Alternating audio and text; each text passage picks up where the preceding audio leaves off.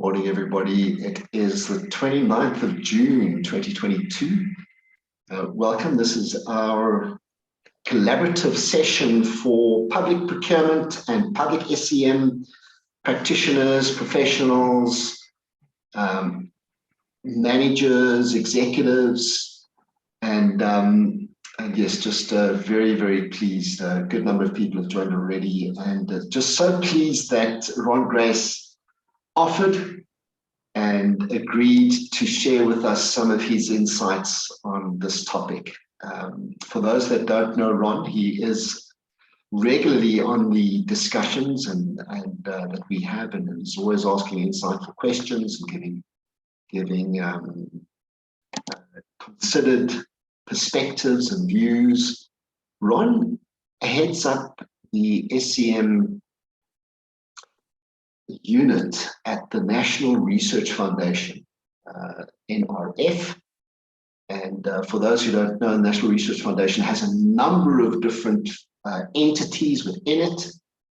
And they do some really, really interesting work in the innovation space, innovation sector. Everything from deep sea, underwater, to Star Wars type stuff, and everything in between. So really, really pleased that Ron is going to cover this one, and he's going to take us through a topic on termed competitive dialogue. And really want to just thank Ron for this. And Ron, you are unmuted, and welcome. Thanks, Sean. Thank you. We can hear you. Go ahead, Ron. Thank you. Thank you. So if I can just underline Sean's welcome. I'm not having access to the chat function. So Sean, if I can just ask you just to... I will certainly... just let me know of any chats at the end of the presentation, and we can then pick those up in any questions. And thanks, Ron. So would you like to go through it, and then we'll have some Q&A afterwards? Yeah? Yes. That makes sense. Great. Thank you. Okay. So, Sean, we've really been privileged to have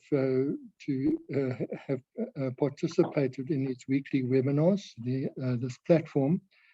And it really is an honor and a privilege to give something back. So that's why I made the offer, and that offer will continue because this particular method suggests that there are some other similar methods. And in fact, there's even a deeper discussion on this particular method. So please feel free to just draw upon us and me in particular. This particular method, I've used the term here, whales and sardines. It's trying to squeeze a whale into a sardine can. So the presentation mode is going to be an oversimplification. I'm going to present the method as simply as I can. I struggled to actually understand the full complexity. It took me a while. And so I'll be avoiding those things. I will skim over some of the complexity, what I call a part 201. But that's just going to be in passing. Let's just get to understand the basics at the session. The focus will be on a high level. These are working thoughts, and they, even though I've used an NRF platform, these are not the official views of the NRF, and they are just thoughts in progress, which is why we appreciate your thoughts on this. And so please regard any views or opinions expressed as those of my own, personally, and not of the organization. And at this stage, as we seek to understand competitive dialogue, we go into research mode where we're in the stage of generating questions, not necessarily answers. Do we understand all the questions? And that's why the question and answer session at the end is going to be very, very important. So thank you for holding back on your questions and contributions towards the end, so I can get through quickly. So we're just going to look briefly at where is this particular method, and this is a particular procurement method. And I won't go into how we define method, But just, we look at the applicability, we look at the advantages, we look at the definition, we look at what dialogue is, we look at whether, why it's called the competitive dialogue, because presumably there are non-competitive dialogues.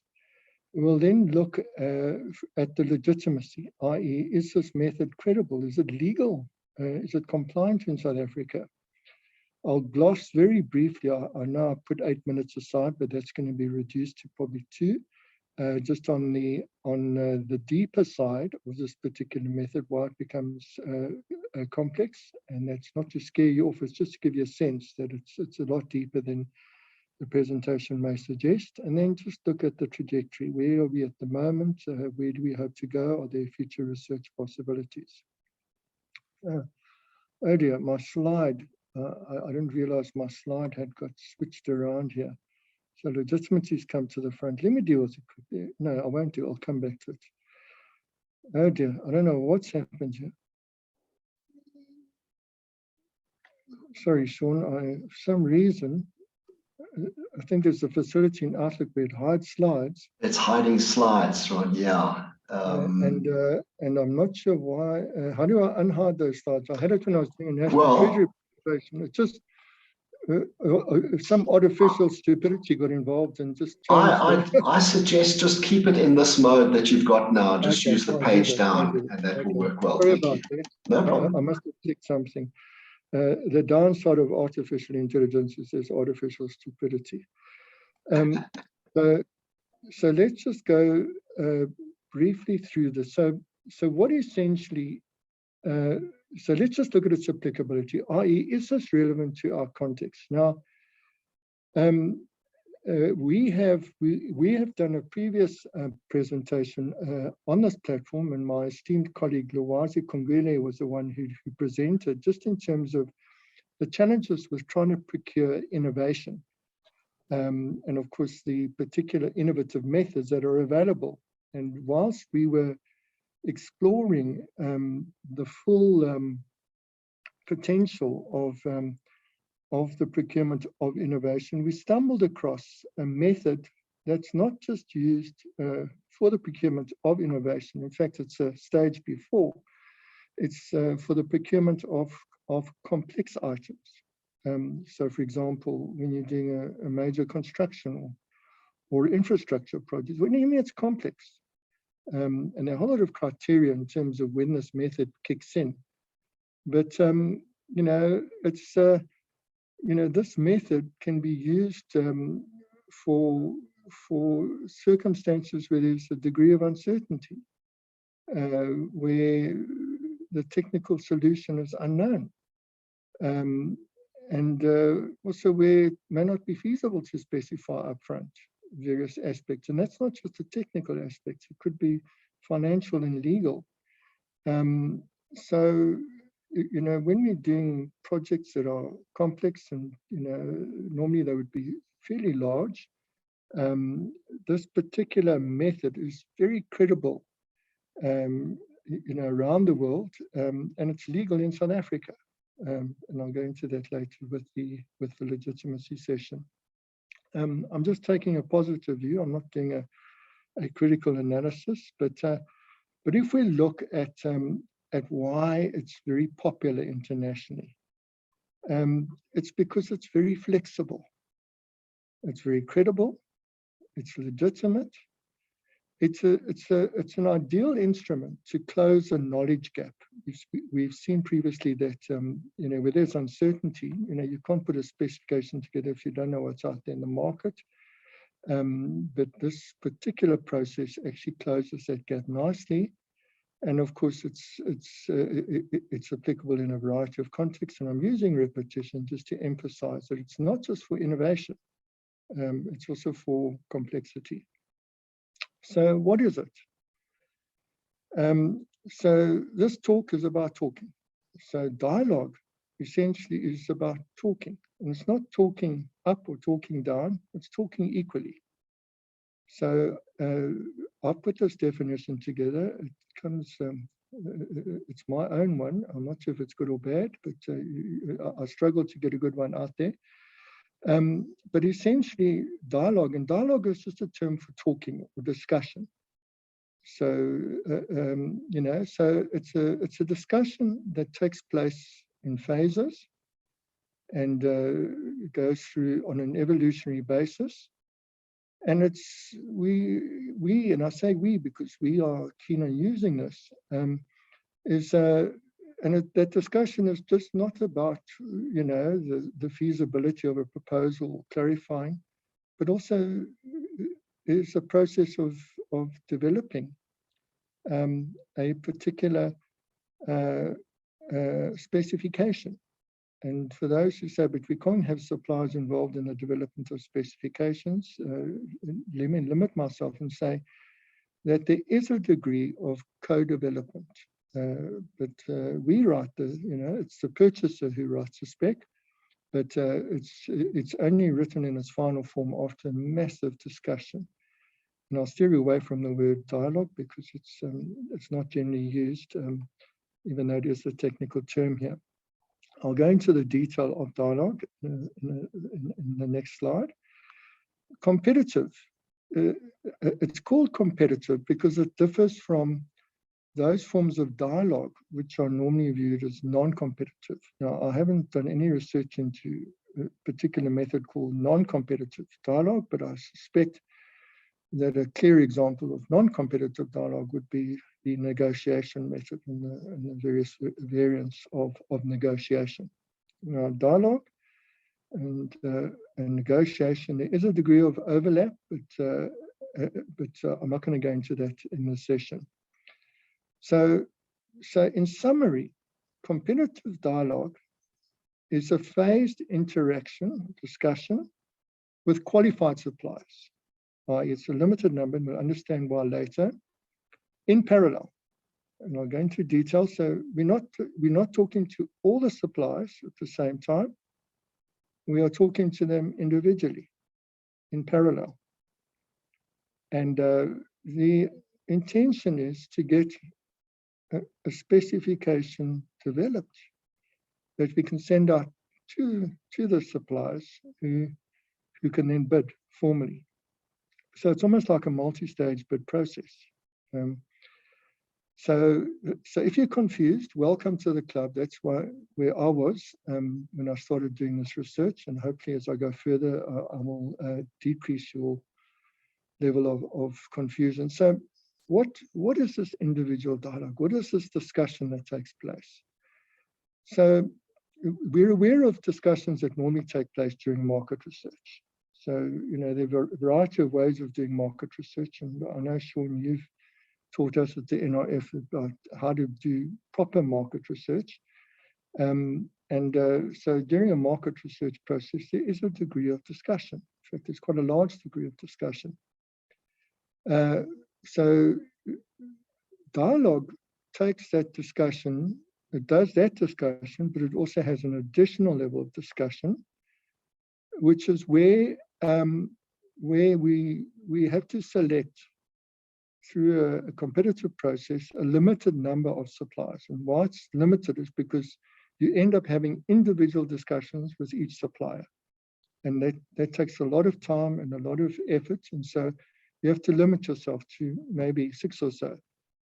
And so you have these meetings, and you have massive discussions in terms of what you want. Suppliers understand what it is that you want. You see what they are proposing is more or less what you want. You go through these individual meetings in a series of, and I've used the word workshop, I'm not sure it comes up in the meeting, but I think we understand workshop where it's a collaborative platform.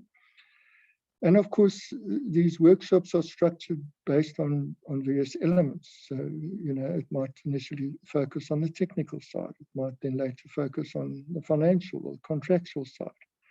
But you discuss everything, i.e. there is no, this is why this method is so nice, it's so flexible.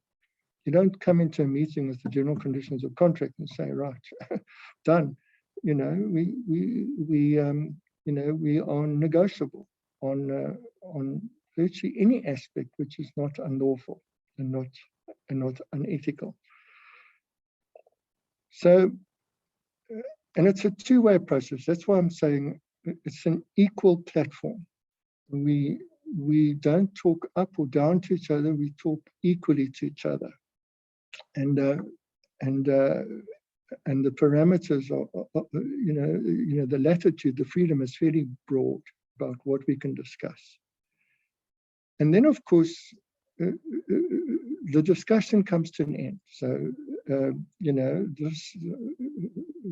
at a certain point, once the purchase or buyer is satisfied that they think the suppliers understand what they want, the suppliers feel they understand what the purchaser wants, and in terms of their evolving proposals based on numerous workshops, the buyer feels it's now time to go out to the market. The discussion closes, and there's a formal closure of the discussion, and it then opens up. And I've used the word normal, the stuff that we need to then send it out to those suppliers for them to put in a final offer. And just to give you an idea of the degree of discussion, when you're on these very large and complex projects, these things could take months. So you can sit down for an entire week for each phase, and you can have a number of these phases to discuss various items. And you have, sometimes full-time staff dedicated to this process because of the degree of innovation or complexity that exists. Now, of course, we look at what's called competitive. So what makes it competitive? So let's speak about what we do know. We normally use requests for interest if it's appropriate, and that's open to the entire market. We then, as a normal process, do go through a request for qualification, what we call pre-qualification. I'm not using that term in the triple PFA sense. I'm just using a normal sort of international sense that suppliers are qualified. So yes, we might have 100 people who say that they're interested, and then they go through a pre-qualification process, and we might find that maybe 40 are then qualified. We then go to the next level, because remember, in terms of the discussion process, you can't have discussions with, say, 40 people. It's just not practical. It's not economical, because you have individual meetings. So you limit yourself, and I think 6 is probably a figure that floats around the most in this space. You have a manageable size, because you're going to be meeting with each one in parallel over a period of time. And so that phase we normally call the initial selection phase. I think the World Bank uses that term. And then, of course, you have lots and lots of discussions over a number of phases, and you might find that some of the suppliers drop out simply because they themselves, feel it's taking too much time, or they can't perform, or you feel that these guys are just missing the boat, and essentially, you might, as part of your strategy, say you're going to have people drop out, and you just invite them. And of course, those who are remaining, and of course, you want a minimum number remaining, at least 3 or 4, that can then put in a final bid. So the process is to really get to a stage where everybody feels that they're in a position where they can put in a final bid. And whether it's a quote or a proposal, that's flexible. You see, there's a lot of flexibility, and as I go through the toolkit later, you'll see just how flexible it is. Now, of course, the burning question in a lot of our minds is this legitimate, this method? I mean, we've just had the recent instruction notes about, limiting when we can discuss and not discuss.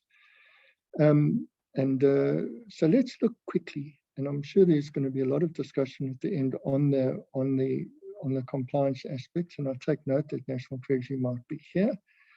And we were very privileged to meet with the Chief Director of National Treasury, and in passing, we did mention this particular point as well. And we were very encouraged at the attitude and approach that was taken by the Chief Director of governance and compliance. So let's just look at whether, in fact, this method will be credible. Is it credible at the moment? Is it legitimate at the moment? And is it legal? So we'll take and I am bringing in the draft procurement bill, even though it's not law yet. We have a statement of intent from National Treasury. So National Treasury's draft procurement bill has a statement that they want to approve methods. So there are not methods approved. This isn't in that bill, but there is a statement of intent that they want to approve methods. Secondly, there is a move in the draft procurement bill to a particular type of specification, which is the type used for competitive dialogue and innovation, what we call an outcome-based specification. What that is, it's a form of expressing your intention, not the process to achieve that. So you just say, look, these are the objectives, and essentially you can come up with different ways of achieving it, and we will take the one with the best value for money.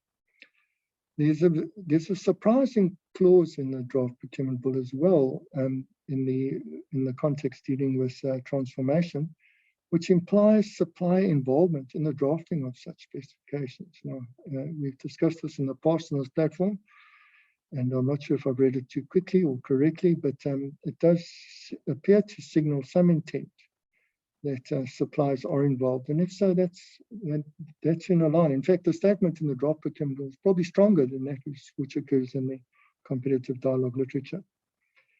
Then, of course, we are privileged to be part of the Department of Science and Technology, and we have an approved cabinet paper, a DSI white paper, which strongly promotes innovation, and it also mentions procurement modalities to achieve that a number of times.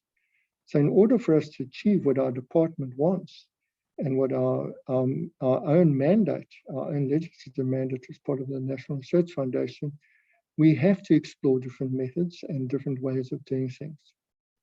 And now, if you remember nothing else in terms of legitimacy, just to mention that South Africa has a national standard which allows for this particular method, and a number of others like competitions and all these other things. So SANS 10845, and I know, Sean, you have mentioned this a few times, and it's an important reference document.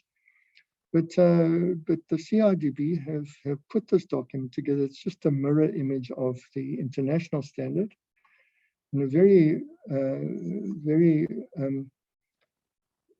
lesser known fact in terms of South Africa's international credibility is we are leaders in the world in South Africa. We are the ones who authored, as far as I understand, the ISO 10845. It's a leading international document. It's continuing to be involved. And we've adopted that as a standard. So if we want to adopt competitive dialogue at the moment, it's there. It's an SABS approved standard. Then, of course, this gets used internationally. So if you just do superficial research on the internet, you'll find, the leading or a number of leading developed nations and organizations use competitive dialogue. In fact, there are books written about it. There are entire guidelines written by such organizations. So, it'll be used by organizations like the World Bank. It'll be promoted by the European Union. It's probably called something else in the United States, but they have a series of other instruments, but they will certainly use dialogue in their process. And I've got more details sort of available on that for anybody who's interested. Of course, there is that clause in the latest or the most recent threshold instruction notes about dialogue, and of course, when we discuss this with National Treasury, the intention is just that you want to avoid corruption. Once the bids close, you don't have these corrupt discussions and give people unfair advantages. It seems as if the wording may be a little bit too ambiguous, and there might be a little bit of overreach. If National Treasury colleagues want to comment, they're welcome. And if I've misread it, I apologize in advance. And then, of course, in terms of those who audit us, this might be new, and we might even have present today NRF's internal audit section. We welcome them. In fact, invited our internal audit colleagues, and we're also going to be inviting probably the Auditor General staff, not just the team here, but the key team, to actually go through this method, so we don't end up having queries, down the line for ourselves and other organisations. But just to explain the whole context of why this method is in fact critical, and why the procurement of innovation is critical. And then, of course, a burning question is probably, well, if we do apply it, we can end up having audit queries. My view, and it's a personal view based on my existing knowledge and thoughts in progress, is that we can use the method and augment it. So we don't have to displace it and replace things. We just do it in a way that complies with existing legislation and draws on international best practices. Okay, so I've almost come to the end of my time. So I just want to emphasize, although it looks simple, this discussion, we just talk and talk and talk. In order to just talk and talk and talk, there have to be strategies in place. And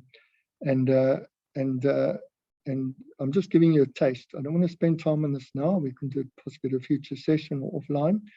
But in order to do competitive dialogue properly, and to make sure that you don't end up opening the door for queries and the door for corruption and the door for a whole lot of unintended consequences, you need to have thought through a number of strategies that will be adopted as part of this process. And of course, you must make sure you've got the appropriate budget and that your timelines are realistic, because to procure complexity and innovation takes a considerable amount of time and money. So in terms of the trajectory, is just the status quo, is we've put together a draft guideline on competitive dialogue.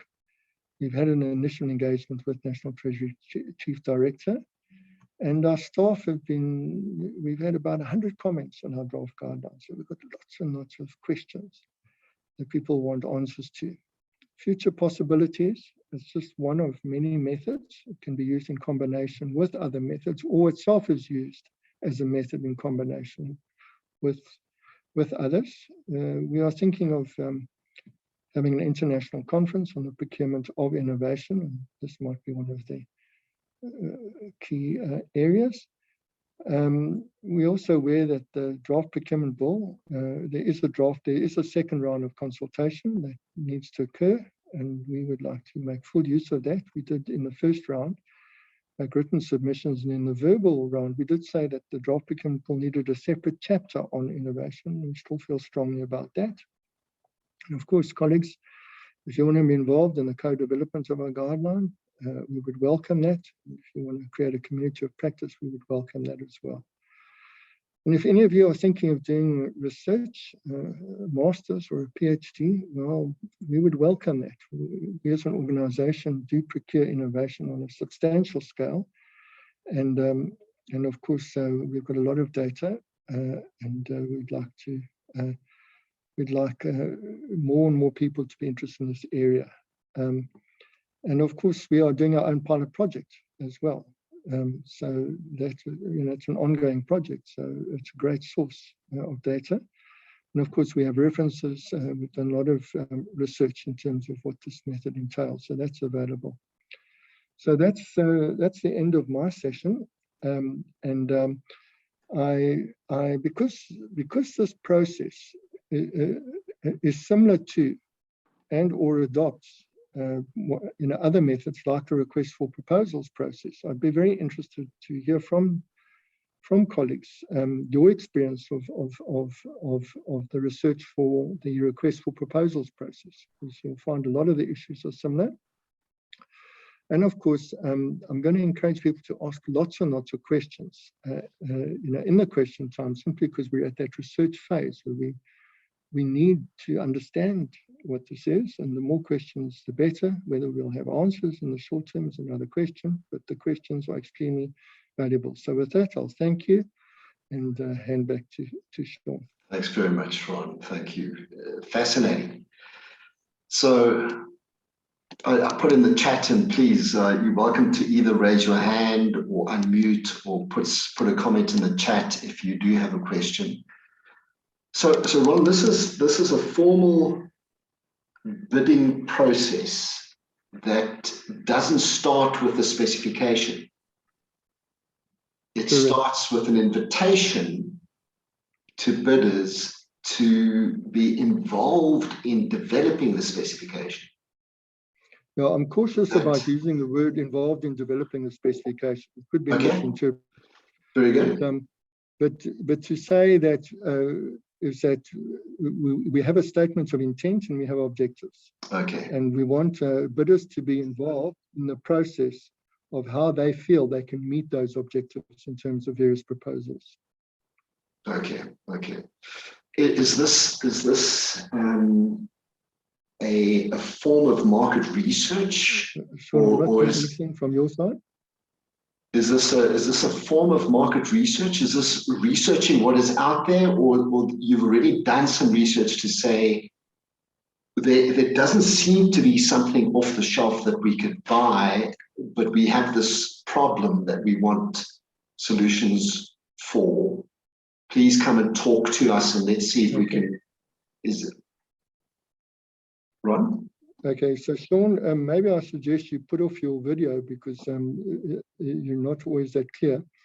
So Sean, if I can just say there are at least two key categories that this method is applicable for. It's that of innovation, where you're correct. You can't do a COTS, you can't get commercial off-the-shelf goods or services. But it also, and this is critical, it also deals with purchases that are complex. Right.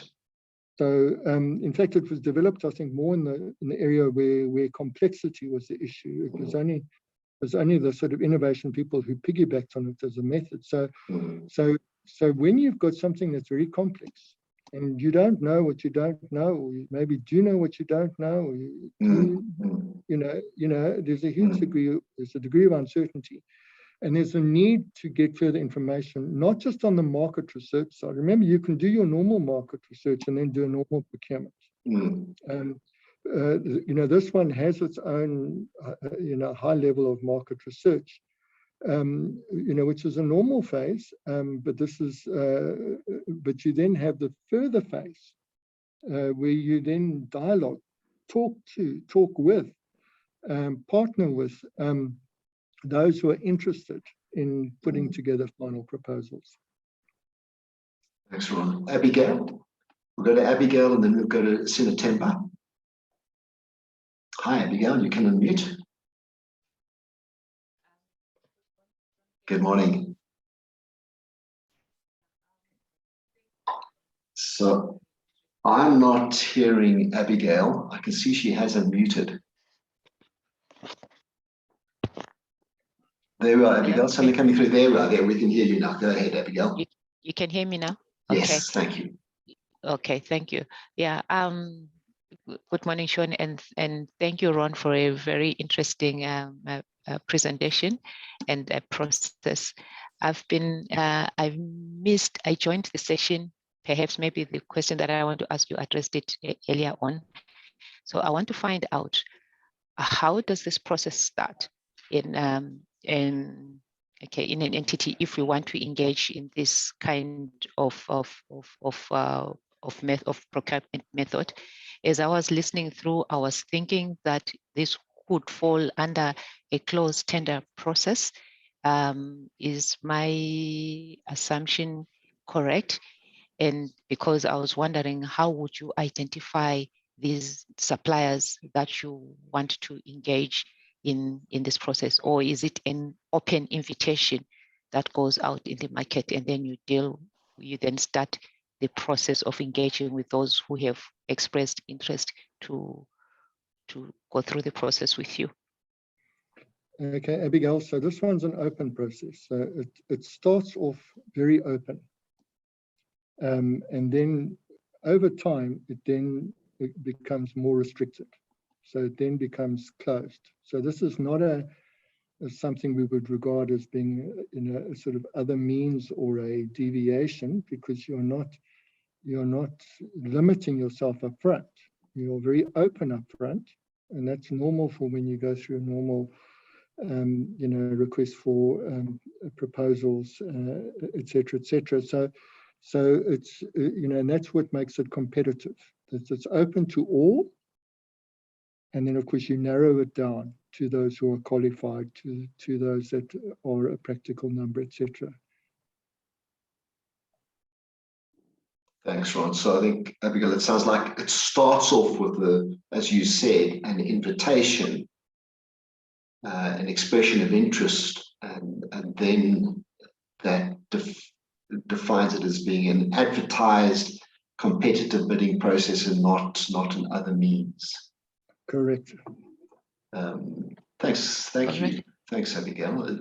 Does that Yeah, answer the question? sorry. Go ahead. Yes, yes, it does. Yeah, but I just want to find out if, because it's something that we've been considering in my entity, but we wanted to use it in a closed process, but have a negotiation part.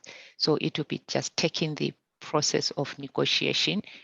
And is it something that will be acceptable in our rules and regulation? It is a restricted process, but have it as a negotiated process.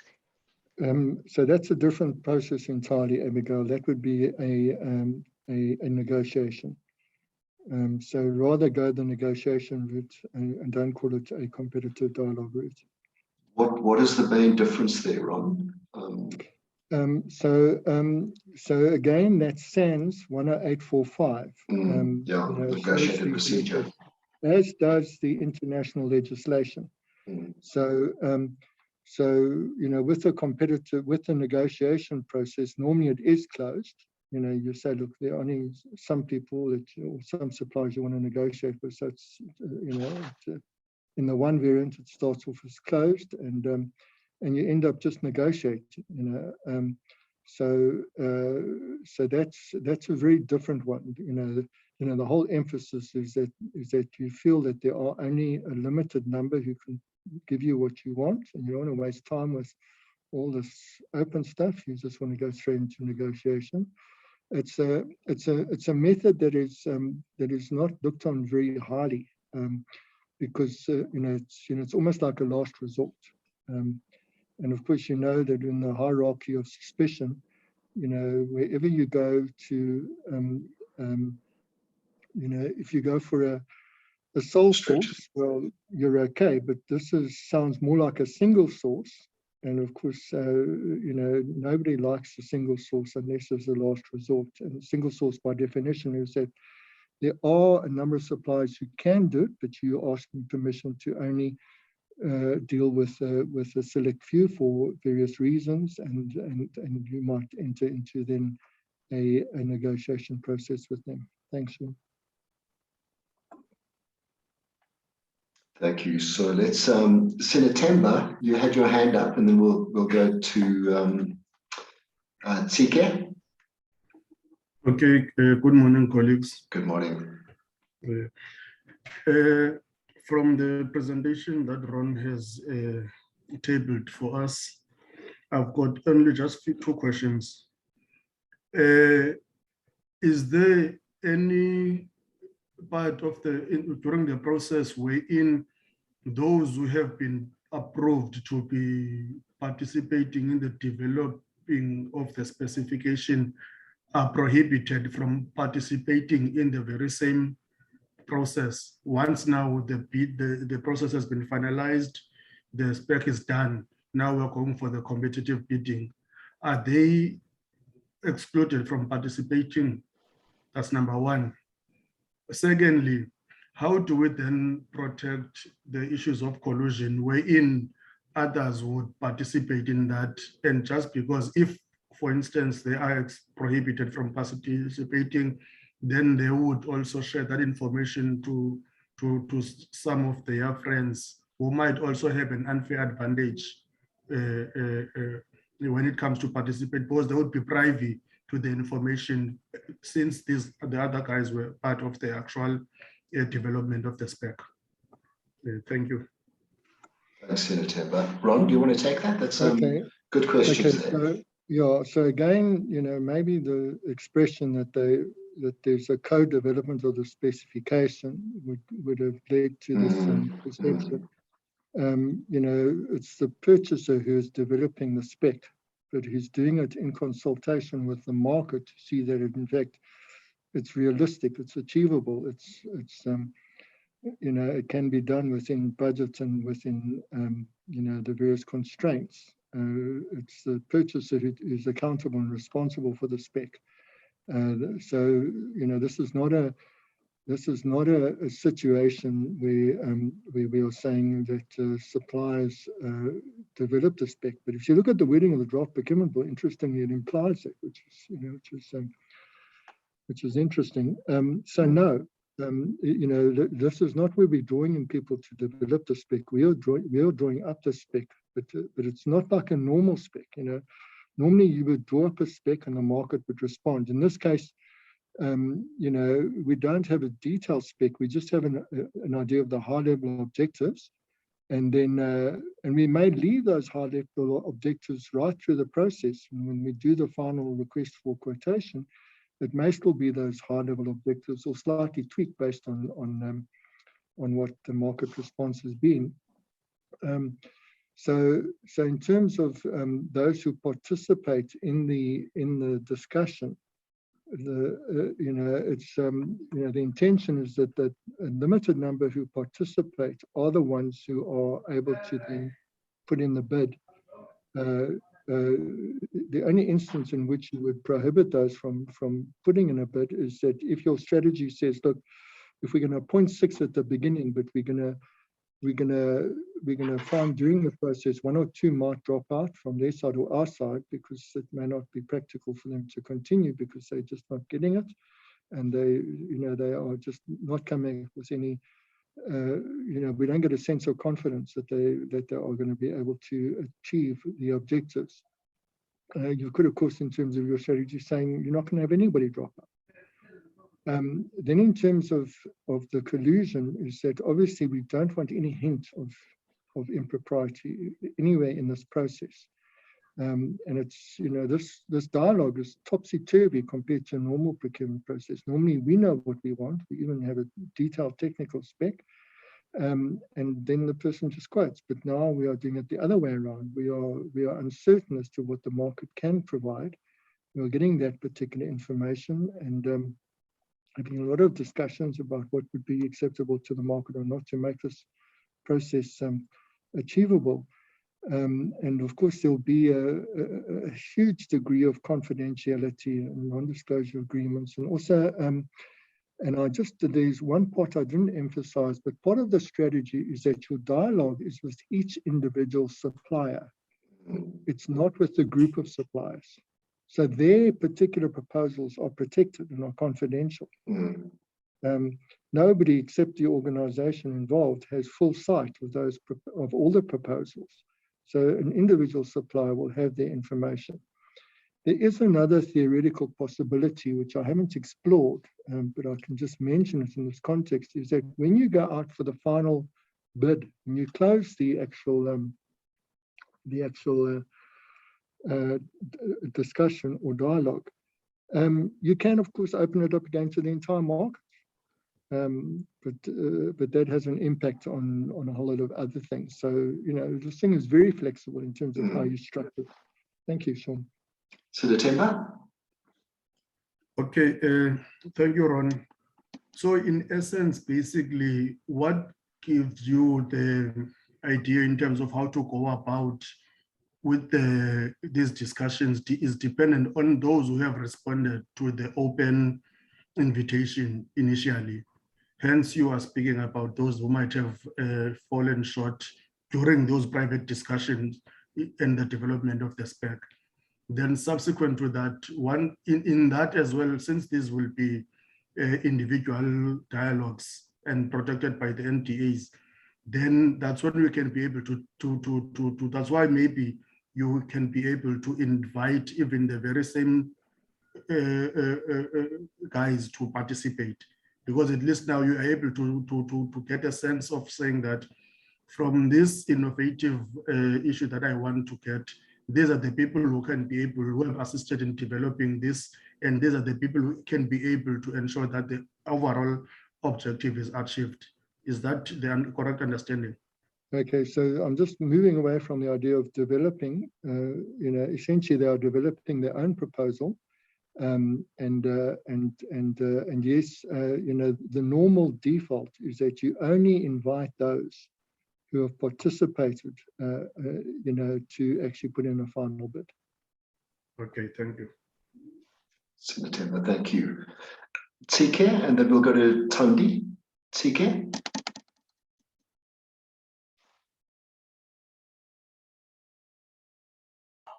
Thank you, Sean.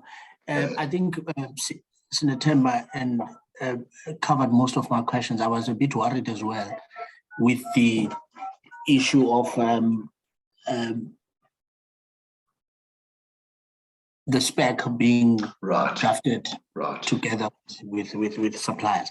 But I think now another question that has arisen in my mind is, don't we run a risk of being labeled? But I think also Ron addressed it, that there might be another issue of opening it up at the end, because I was worried about closing it off at the end when you finally have this final spec that has come about through these negotiated or competitive dialogues. Now you have the final spec, which you didn't have at the beginning. You didn't know what it is you had to actually procure. And you are now closing off the market to only the few that are left in the process. And I think maybe the suggestion that Ron came up with, that maybe you can still open it up, go to the market. I think that has addressed my concern. Thank you. Thanks, TK. Ron, any response there? And then we'll go to Tandi. No, it's it's a great understanding of the problem. Go ahead, Tandi. Sean, I'm covered. Thank you very much. Thank you. Ron, this is. I mean, you said objectives. It's. You'd go to the market and say, we want this outcome. We have this thing that we want to achieve, but we don't know how to do it. Correct. There's complexity. It could be this way, it could be this, it could be a combination of these different things that we want to try and bring together, but we don't know if we bring these things together, we'll achieve this outcome. There's that complexity. Dialogue with us. We will develop the specification ourselves, with the perspectives from your side on what you as a supplier believe can be done to address this outcome and achieve the outcome. And then I guess it's almost a natural attrition that takes place during the dialogue with suppliers, where at a different stage you might get to saying, okay, well, this is going to be solved by using satellite technology, and there will be a whole bunch of suppliers who started the dialogue thinking this might be solved with submarines, and they'd say, well, I'm not into satellite technology, I'm into submarines, therefore I'm out of here. Yeah, and the submarines, may or not work. So Sean, so just to emphasize what we mean by outcomes, this type of method thrives where you've got what we call grand challenges. Let's take, for example, China, when they had, and they may still have it, I haven't kept on top of it, but when you've got a city that is highly polluted, so your objective is that you want a minimum quality of fresh air in the city. But there could be a number of means of achieving that. And so, some people might have, there are a vast array of possibilities. So, and you may find out that you start off with your spec being, we want this level of clean air. And at the end, you have the same spec. We want this level of clean air. And, you come up with your final quotation and or your final proposal to address that. But you don't want to open up the normal thing and find nobody really responds and you waste a lot of time. You want to be assured that the market will have, in fact, very feasible proposals to address the actual problem. Abigail?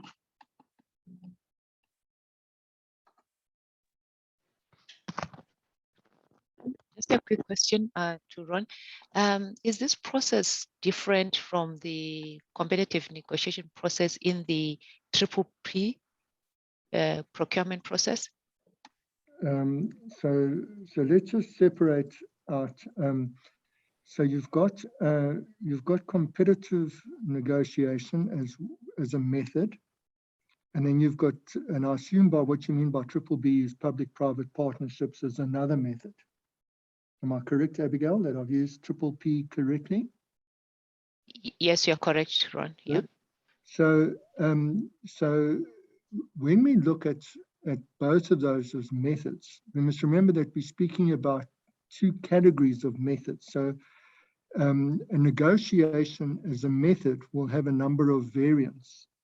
There'll be a competitive negotiation, there'll be a non-competitive negotiation. Then on the P, there are, that's also a category of it's a category. And I know Sean once during training to us, he gave us a slide, which is very informative. He gave us 15 different Ps. And I think Sean would be the first to admit, even that list is not complete. So, there are other Ps not on that list. And I don't remember, Sean, on that list of yours that you had competitive negotiation as one of the variants of the P. So when you do a public-private partnership, you would choose the particular variant, call it one of the 20 that are available. And then within each one, and this is what makes this particular method complex and this discussion complex, is that, you'll find with a variety of the Ps, you can use competitive dialogue. Whereas when you go through the other category of negotiation, you can't negotiate without dialogue, but you can have dialogue without massive negotiation. I hope that answers it. Abigail?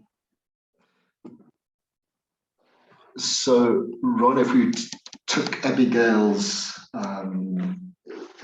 industry she's in, and I don't know, Abigail, I don't want to speak for you, but maybe just to try and, would the competitive negotiation be akin to saying we're looking for a rail solution, a high-speed rail solution between these places, let's negotiate. Competitive dialogue is, we don't even know if a rail solution is what we're looking for. We want to move masses of people at a high speed between these areas. Let's dialogue. It could be taxis, it could be helicopters, it could be drones. Let's dialogue. Whereas the negotiated procedure would start off by saying, we're looking for a high-speed rail solution. Let's negotiate. Okay. So Sean, do you want me to respond? Abigail, maybe just. Yeah, I think it's a mixture of both. Perhaps it's an issue of terminology, because when I'm looking at how train itself was procured, it was an open invitation to the market. We're looking for a high-speed rail, high-speed train. But how the train is going to look like was through a dialogue. Yeah, a dialogue and also negotiation process, because the specification of the end product was developed through that procurement process. But that specification was developed, and then the process became closed. And then only the people who were involved in the negotiation and developing of the end product were then the ones to then negotiate on pricing. But the specification of the product, how the product looks like, was through dialogue. Interesting. Ron? Yeah. Okay, so Sean, just so what I sense you were trying to do is you were trying to say that the different methods have different contexts. Would that be a correct understanding? Yes, yes. Okay, whereas Exactly. in the EU, this is very interesting, in the EU legislation, the same context is applicable for both. Interesting. So essentially you're looking for a solution and you then choose, based on this uncertainty, whether you will go the competitive dialogue route or you'll go the non-competitive negotiation. Negotiations. So the context is the same, and that's what is critical. Fascinating. Any other questions? Any other? Ron, that's good timing. We're on 11 o'clock. We had a really good turnout today. Over 70 people signed on. I'm really pleased to see that level of interest. Hey, Senator Tembo, you want to give a closing question? Yes, yes, Chair. I think I did not just catch the exact answer in terms of how different is it from the Triple P? Are we then saying, if I understood the previous speaker correct to say, and the conclusion to say that the Triple P or the competitive dialogue is a combination of both? Are we saying that where you've got a negotiated procedure and then you've got this dialogue in between? I missed that last element. So can that be clarified on that one? Thank you. Do you want to talk a bit about that one, Ron? Sure. So just briefly, we are speaking about three totally different methods. Competitive dialogue is one method. Negotiation is a different method. Triple P is another method. We cannot subsume them under each other. They are different categories entirely. Ron, if I may come in there. Go ahead. In the Triple P manual, there is competitive negotiation included. It can be part of the Triple P process. Yeah. So it's not like it's separate from Okay. like there are two separate methods. Okay, yes, that's why I was asking as well. Yeah. Okay, so let's just stick to what I've said, and I'll then take it further. So a competitive dialogue is a method on its own. The negotiation is a method on its own. The Triple P is a method on its own. I'm going to extend this further. You've also got those methods in innovation, like pre-commercialization and the public procurement of innovation solutions or innovation partnerships are a method on its own. Okay. Now, in each of those particular methods, and that's why I haven't tried to define methods, because the moment you try to create a hierarchy, it becomes very, very difficult. Within each of those methods, and let's look at Triple P.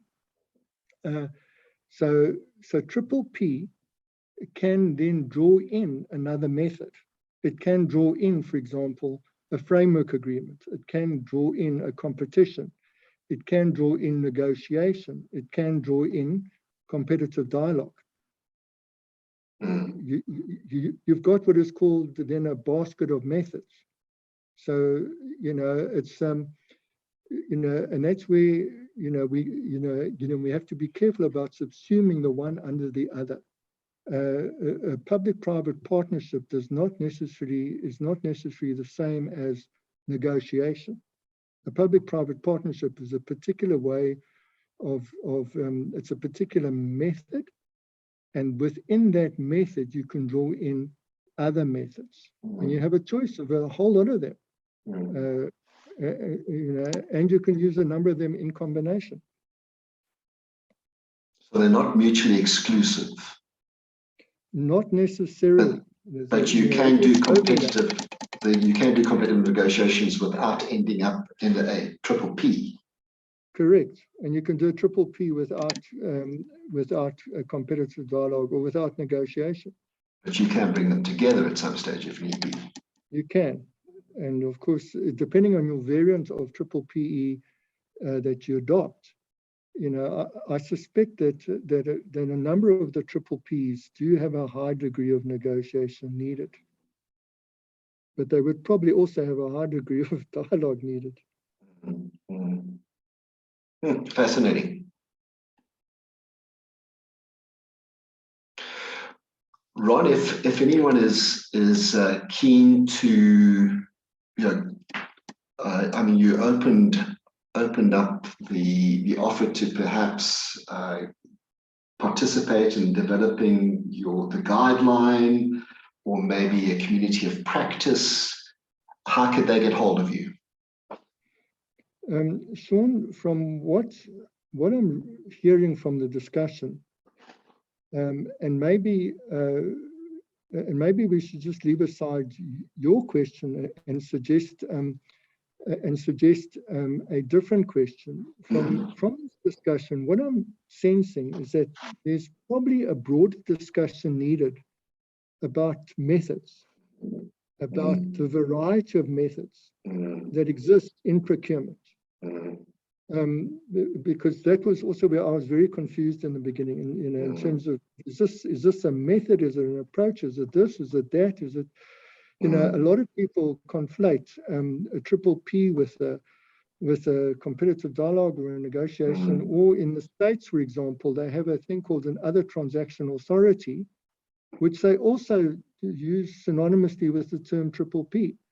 And, without having the distinction between the wonderful diversity and variety of methods that exist. So before we try and have them interact with each other, we need to just identify them separately. And I think some initial discussion, and maybe it's something that you could possibly present on, and I'm even available to give my own thoughts at a separate session, but just to explore the diversity of methods that are out there. I think at least 100, and then of course the discussion you then suggested is then contextualized in a framework, and then it becomes easily understandable to say, oh yes, this should not be conflated with that. This method is distinct in this respect, although there's overlap with another method, but they're not the same. Thanks, Sean.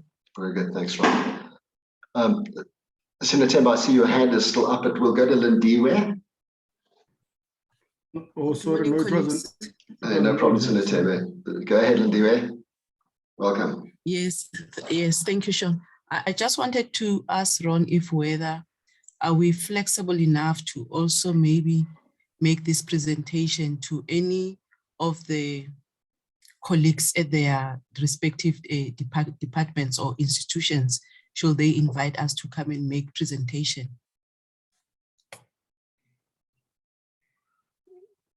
So that's more an internal question. And so this particular presentation is a precursor to our official NRF presentation. So this is an early version of where our thinking is. And once I think we've got internal alignment in terms of what we believe a competitive dialogue process in South Africa would be, then of course it then makes sense, Lindy, and it's a wonderful idea that we then not only share this particular method, but the other ones that we're also in the process of understanding and putting into our policy. And I just wanted to say why, Sean, the session on different methods I think becomes critical is because in order for us to put into our policies the instruction about other means, etc., is we need to understand what methods are exist and what contexts in order to populate what is necessary in terms of minimum. And I think, you know, we in South Africa are quite weak in terms of the variety or what we call an inventory of methods. Thanks, Sean. Thanks, Ron. And Diwe?